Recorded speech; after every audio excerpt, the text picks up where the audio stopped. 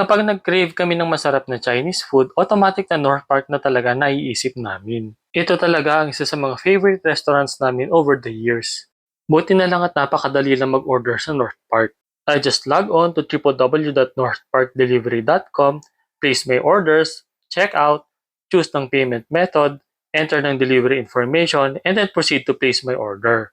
By the way, pwede rin pala kayong tumawag sa hotline ng North Park to place your orders. Ang efficient lang din sa North Park kasi makaka-receive ka ng confirmation call for your orders. No need to wait long din dahil after almost an hour lang ay dumating na nga ang mga orders namin at ready na kami to enjoy ito.